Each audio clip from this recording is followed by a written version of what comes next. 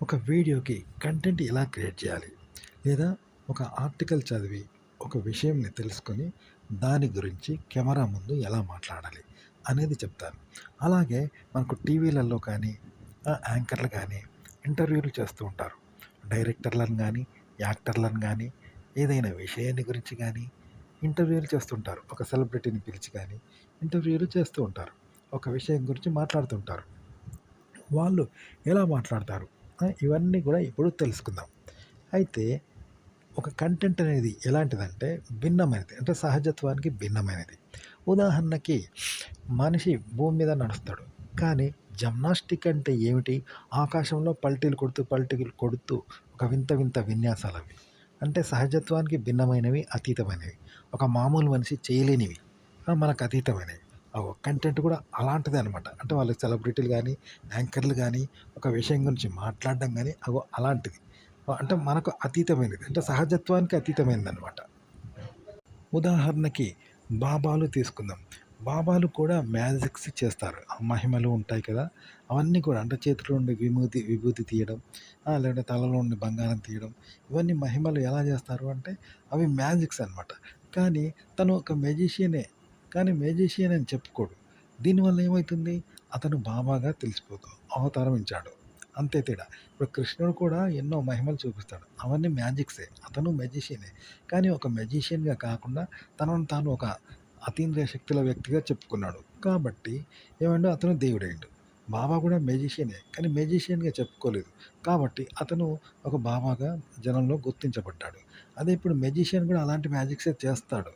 కానీ అతను మ్యాజిక్ అని చెప్పుకున్నాడు. కాబట్టి అతను మెజిషియన్ అయ్యిండు.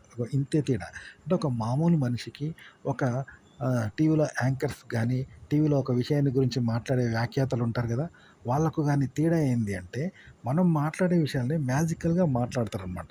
భిన్నంగా మాట్లాడతారు. అంతే తేడా అనమాట.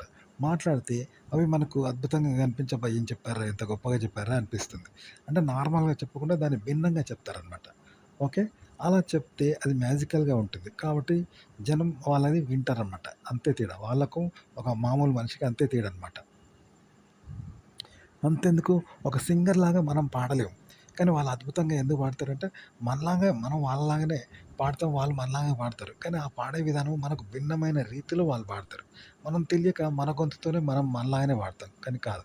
అది భిన్నంగా పాడతారంట. గొంతుతో వచ్చే ఉచ్చారణకు అతీతంగా ఆ ఉచ్చారణ వస్తుంది. అంటే గొంతుతో చేసేదే గొంతుకు అతీతంగా గొంతుతో చేస్తారు.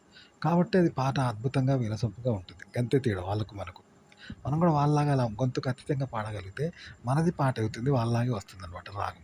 ఇగో కాబట్టి మీరు కంటెంట్ అనేది ఈ విధంగా చెప్పండి. వేరే వాళ్ళ వీడియోలు, ఆర్టికల్స్ చదివి, వేరే వాళ్ళ వీడియోలు విని, లేదా మీకొచ్చిన ఐడియాలు గానీ, ఈ విధంగా సహజత్వానికి భిన్నంగా చెప్పండి. ఎక్కడ సహజత్వం రావద్దు, సహజంగా ఉండొద్దు.